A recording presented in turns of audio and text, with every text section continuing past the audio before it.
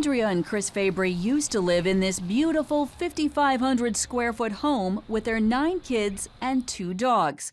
They had it all. Chris, a successful Christian radio host and author, and the kids thriving at school, home, and church.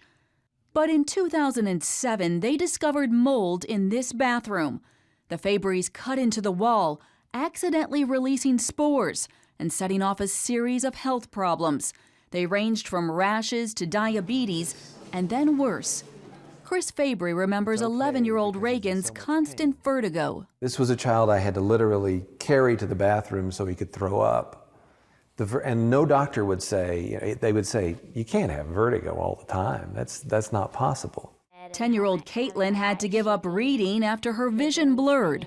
Next, 7-year-old Colin became sick. He would be doubled over with abdominal pain, sobbing, and migraines where he would scream. His headaches would be so severe that he would just literally sit there and scream. And then it was all 4 kids, then every night was like that. At this point, the Fabrys had no idea that mold was to blame. Part of the problem, remediators used fans on the mold, spreading toxic spores throughout the home. Also, 30 doctors questioned the Fabrys, but not one asked about their environment. I would have doctor after doctor look at me and say, have you thought of a psychologist for him or her? Have you thought of just sending them back and giving them a little bit of tough love? I think that's what they need. Finally, a year later, an indoor air test confirmed Andrea's deepening suspicion. Dangerously high counts of mold spores in several rooms. The toxicologist told the family, "Your house is killing you. Get out." And so they left, leaving behind everything, even putting down their 2 dogs to prevent future contamination. It turns out that there's only a handful of doctors in the country who specialize in treating mold.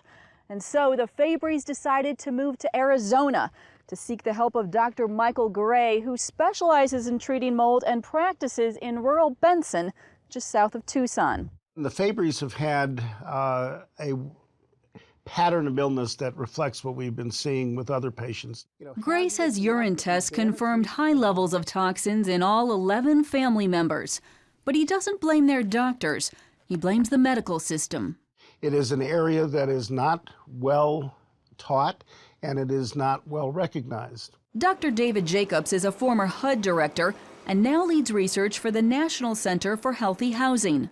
We are still struggling to understand, which species of mold produce which specific health outcomes.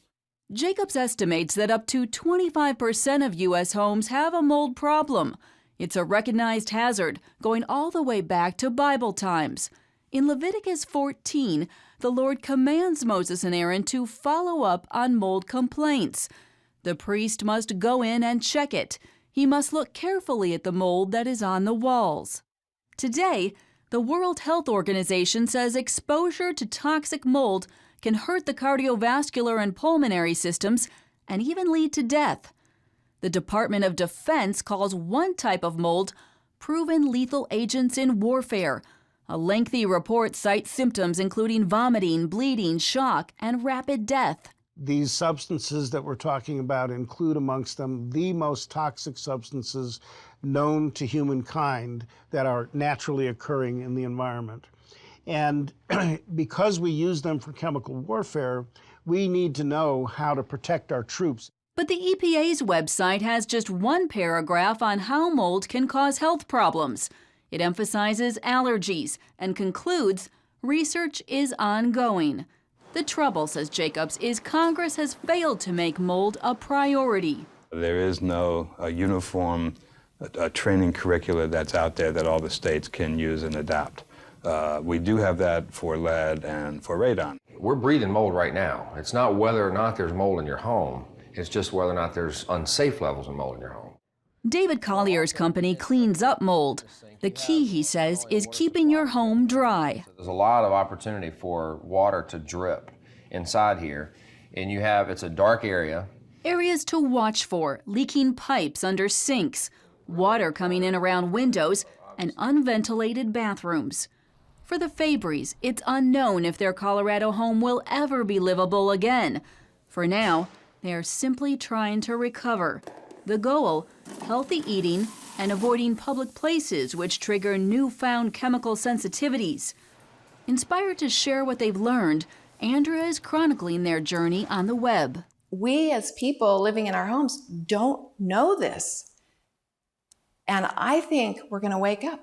I think it's coming, just like lead poisoning, tobacco. I want to get to the redemption side of this, but first tell me. Chris Fabry is hosting his radio show in a makeshift studio in their rental home.